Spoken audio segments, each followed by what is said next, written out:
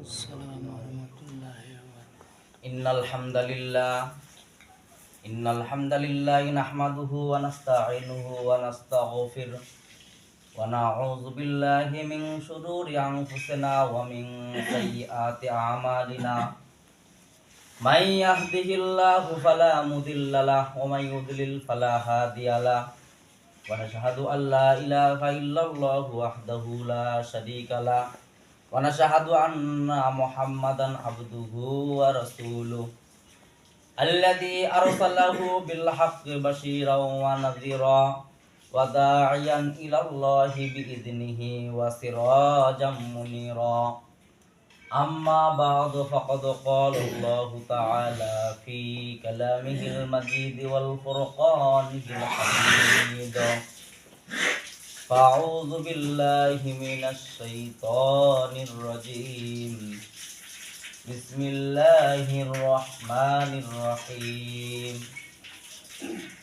قل للمؤمنين يغضوا من أبصارهم ويحفظوا فروجهم ذلك أزكى لهم إن الله خبير بما يصنعون وقال الله تعالى في كلامه المجيد والفرقان الحميد فأعوذ بالله من الشيطان الرجيم بسم الله الرحمن الرحيم إن الله وملائكته يصلون على النبي يا أيها الذين آمنوا صلوا عليه وسلموا تسليما اللهم صل على محمد وعلى آل محمد كما صليت على إبراهيم وعلى آل إبراهيم إنك حميد مجيد اللهم بارك على محمد وعلى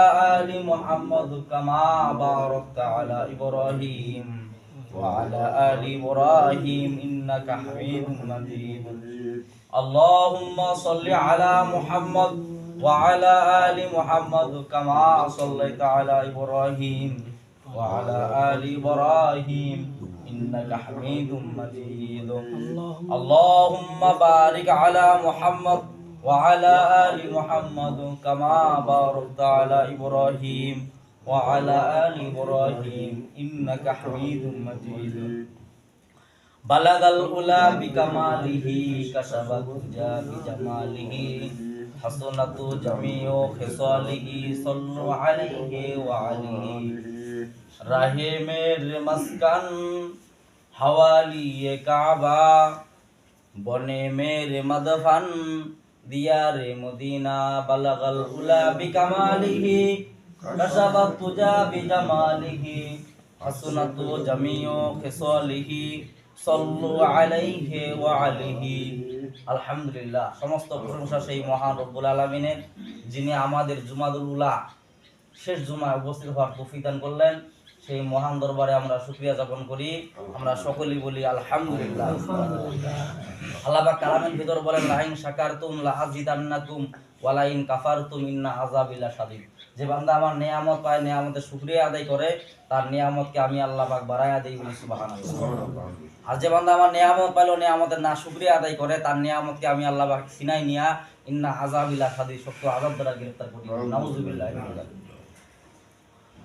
আল্লাহ তাআলা শুকরিয়া আদায় করার নিয়ামত, এটা এমন একটা নিয়ামত যে কেউ চাইলে করতে পারে না। যে কেউ কোরআন হাদিসের ইলম, এটা একটা বড় নিয়ামত। যে কেউ ইচ্ছা করলে আল্লাহ দিতে পারে না। যদি বলতে পারেন যে হ্যাঁ টাকাওয়ালারা ইচ্ছা করলে করতে পারে, টাকা থাকতে পারে, তাহলে তো শেখ হাসিনা বললেন কোরআন হাদিসের জ্ঞান জানতো, ঠিক কিনা বলেন? তাহলে তো উনি হালাল হারাম মানতো। যারা টাকাওয়ালা ধনাঢ্য ব্যক্তি, তারাও তো কোরআন হাদিসের জ্ঞান অনুসরণ করতে পারে, হয়তো না? এটা এমন একটা নিয়ামত, আল্লাহ যাকে তাকে দান। আল্লাহ তাআলার ইবাদত করা একটা বড় নিয়ামত। এই নিয়ামত আল্লাহ যাকে তাকে দান করেন না। যাকে আল্লাহ পছন্দ করেন তাকে আল্লাহ কেবলমাত্র দান করেন, বলি সুবহানাল্লাহ। আজকের জুমা শেষ জুমাতুল উলা শেষ জুমা হলো। আজকের খুতবা হলো যে মানুষের পোশাক, মানুষের চলন, মানুষের আখলাক কেমন হওয়া দরকার। আমি যে আয়াতে কারিমা তেলাওয়াত করেছি আপনাদের সামনে, সূরা নূরের 30 নম্বর আয়াত। নূর শব্দ তো কি বলেন দেখি? নূর শব্দ হলো আলো। যেমন আলো যার কাছে আছে তার মানে কি, তার সাথে নূর আছে, সে রাস্তা দেখতে পাবে, ঠিক কিনা বলেন? যেমন মনে করেন যে পেঁচারা রাতের বেলা দেখে, দিনের বেলা দেখে না, এটা পেঁচার বৈশিষ্ট্য। ওরা মুখ দিয়া খায় এবং মুখ দিয়াই কি করে? পায়খানা করে, কারণ ওদের পাচা নাই, যার কারণে অন্ধকারে দেখে, অন্ধকার ওদের ভালো লাগে। কিছু লোক এমন আছে গোমরাই লোক, তাদেরকে কি লাগে? যত গোমরাই কথা ওগুলা ভালো লাগে। সুদ, মদ, গাঞ্জা এগুলা সব ভালো লাগে। এগুলা কি পাপাচার নাকি? পাপাচার না, এগুলা সব পাপাচার। এগুলা ওদেরকে ভালো লাগে, মানে কি অন্ধকার যুগে থাকে। আর যার ভিতরে নূর থাকে সে আলোকে পছন্দ করে, ঠিক কিনা বলেন? তাই এক লোককে আর কি, এক লোক পাঠায় দিছে যে আপনি আমার লাইটটা অন্ধকারে, বলতেছে আমার লাইটটা নিয়ে আসেন তো আপনি। এক লোক বলছে যে আমার লাইটটা নিয়ে আসেন তো। ওই লোকের ব্যাগের ভিতর লাইট ছিল, থাকার পরে ব্যাগ ঘাড়ে করে নিয়ে সুন্দর করে রওনা দিচ্ছে। প্রতিমধ্যে রাস্তা অন্ধকার, গুটগুটা অন্ধকার, ব্যাগের মধ্যে যে লাইট আছে ভাই ওটা মনে করে না, মানে কি, মানে নূরকে নূর মনে করে না। এমন কিছু লোক আছে নাই, কোরআন শরীফ একটা নূর, আলো, এটা কিছু মনেই করে না। কিসের বিচার, কিসের বিচার, ঠিক না বলেন? এই নূর পকেটের মধ্যে, ব্যাগের মধ্যে রাখে, লাইট পকেটের মধ্যে রাখে, রাস্তাঘাটে হুমরা হুমরি দিয়ে আবার মধ্যে মধ্যে রাস্তার মধ্যে ওদের যায় নাক ডুক ফাটে উঠেছে। তখন ওই ব্যক্তি জিজ্ঞাসা করলেন যে আপনি কি ব্যাপার, আপনার এই অবস্থা কেন? আপনার কাছে কি লাইট ছিল না, নূর ছিল না? কোথায় ছিল? কোথায় রাখছেন? কোথায়? ব্যাগের ভিতরে।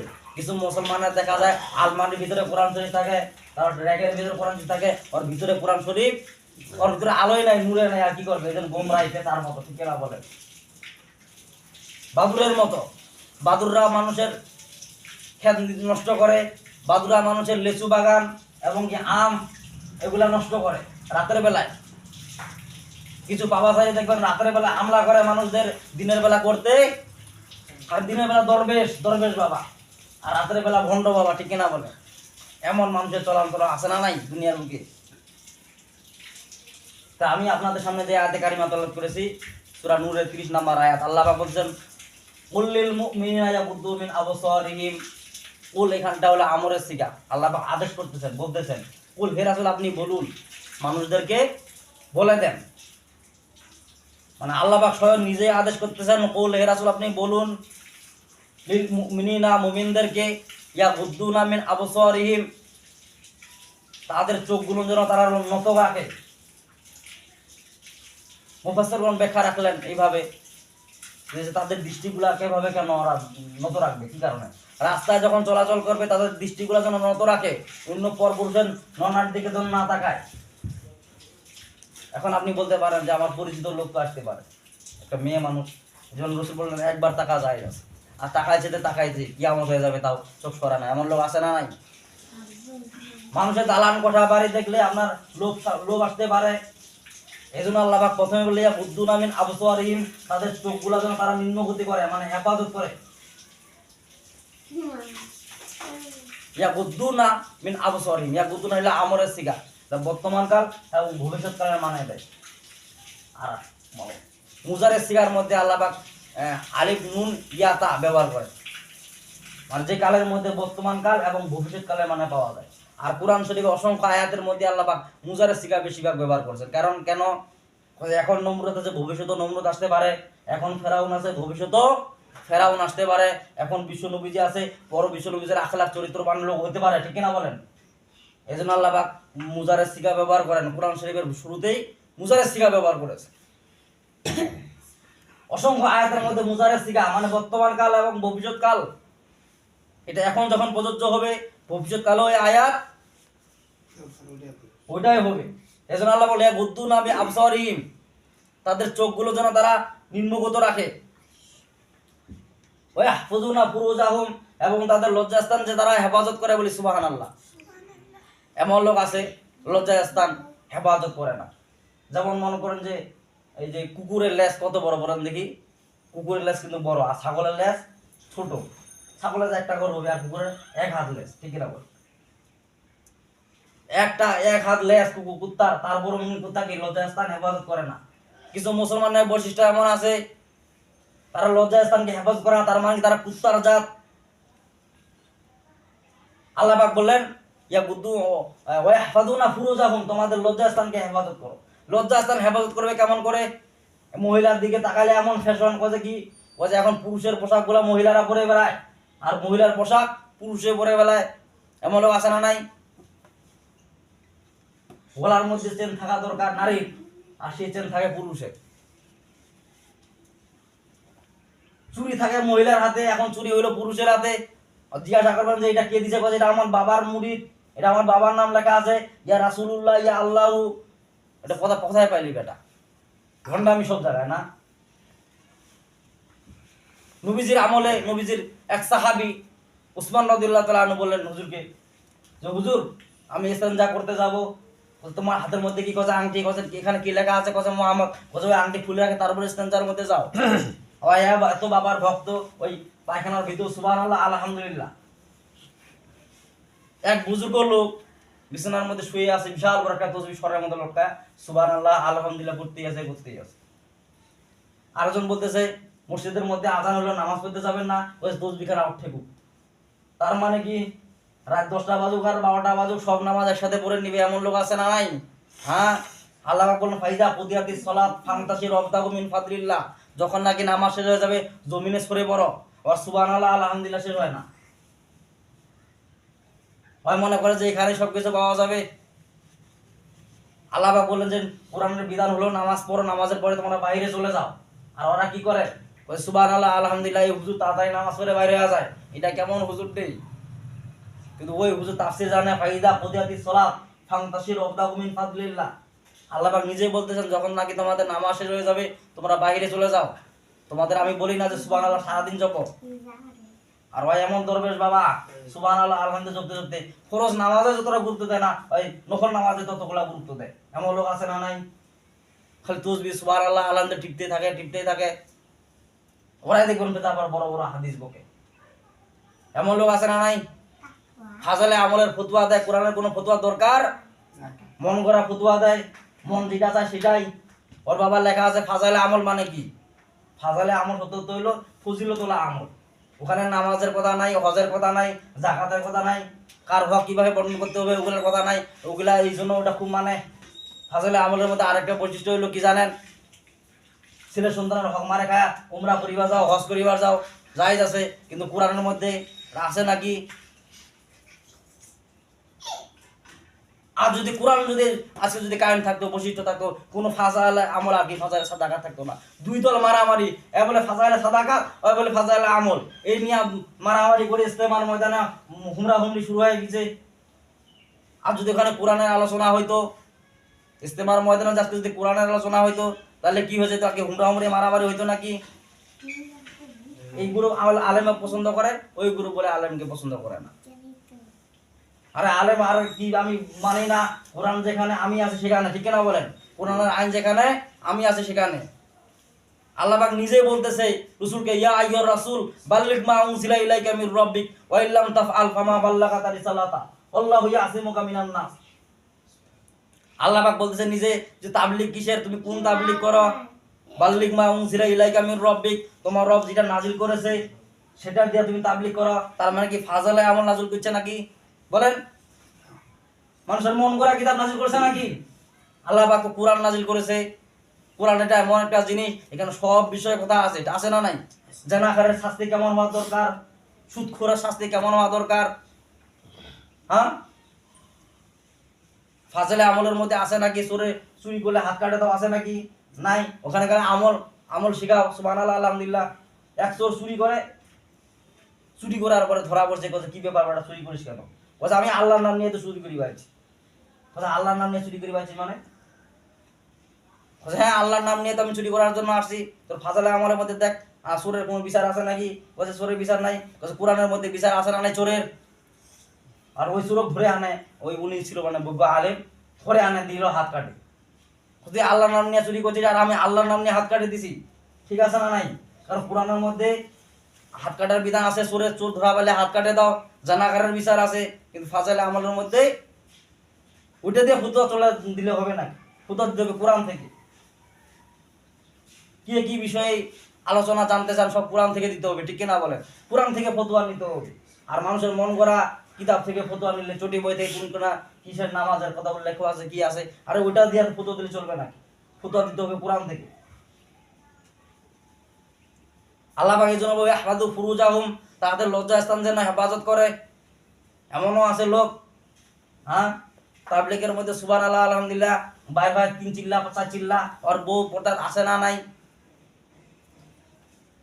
ওদিকে কোনো খেয়াল নাই, ওর মেয়েটা কি করে পর্দা করে না নাই, ওর পরিবার নামাজ পড়ে না নাই, ওদিকে কোনো খেয়াল নাই।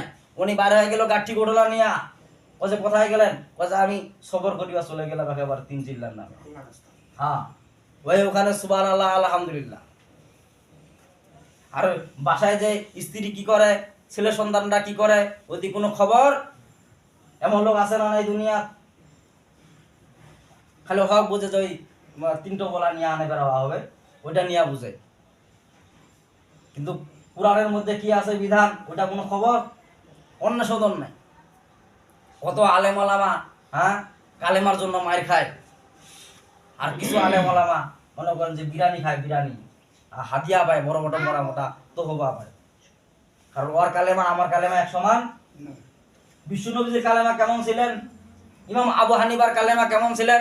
ইমাম আবু হানিফা কারাগারের মধ্যে বন্দী হইলেন, বন্দী হওয়ার পরে ওনার চুলগুলা কাঁচা টুকরা টান টানে ছিঁড়ছে কারাগারের মধ্যে। 40 বছর তিনি মনে করেন যে কারাগারের মধ্যে বন্দী ছিলেন।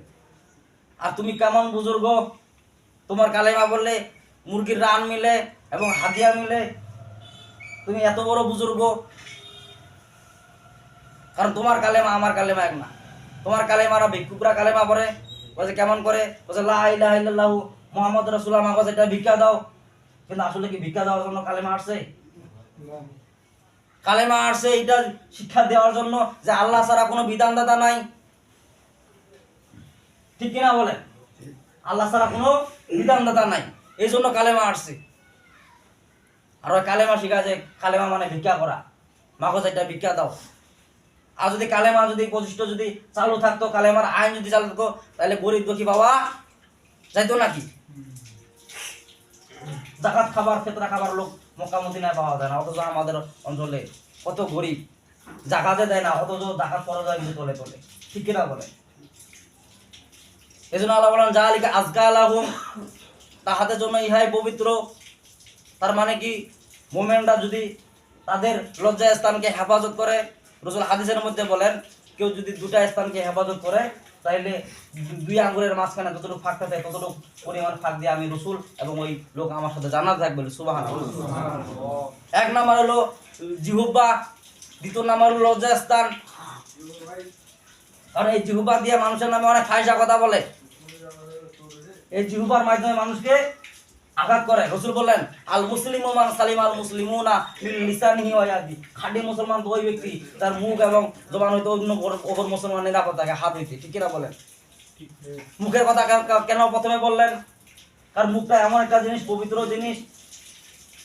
মানুষকে 2-4টা বাড়ি দিলেন, 1 মাস 2 মাস তারপরে দেখবেন আর ব্যথা লাগবে না। কিন্তু একটা এমন একটা কড়া কথা বলবেন, ওটা বছরকে বছর থাকে যাবে, ঠিক কিনা বলেন? জবান এটা এমন একটা জিনিস, এই যে জবানে হেফাজত করো। জবানে হেফাজত না করলে ওটা কখনো খাঁটি মুমিন হতে। তারপরে আল্লাহ বলছেন ইন্নাল্লাহা খাবীরুম বিমা ইয়াসনাউন, ইন্নাল্লাহা মানে নিশ্চয় আল্লাহ তাআলা, খবীরুন মানে কি, খবর রাখনে वाला, इसमें ফাইলে সিকা ব্যবহার করতেছেন আল্লাহ পাক। বিমা কানু ইয়াসনাউন, ওই জিনিসের ব্যাপারে যা তারা করে। আপনি ভালো করলেও খবর রাখে, খারাপ করলেও, কিন্তু সময় মতো বিচার হয়ে যায়, ঠিক কিনা বলেন? এমন একজন বিচারদাতা আছে, তিনি কি সময় মতো মানুষের বিচার করে, যখন বিচার হওয়ার সময় তখন তিনি বিচার করেন। কিন্তু আল্লাহ তাআলা দেখেন, মানে কি, আল্লাহ তাআলা ওদের চলাফেরা দেখেন, ওদের বৈশিষ্ট্য দেখেন, তাহলে সময় মতো আল্লাহ পাক বিচার করেন। আল্লাহ পাক আমাদেরকে সবাইকে আমল করার তৌফিক দান করুক। যা কিছু বললাম আলহামদুলিল্লাহ, তাদের সুন্নত বাকি আছে, সুন্নত করেন কাবলা।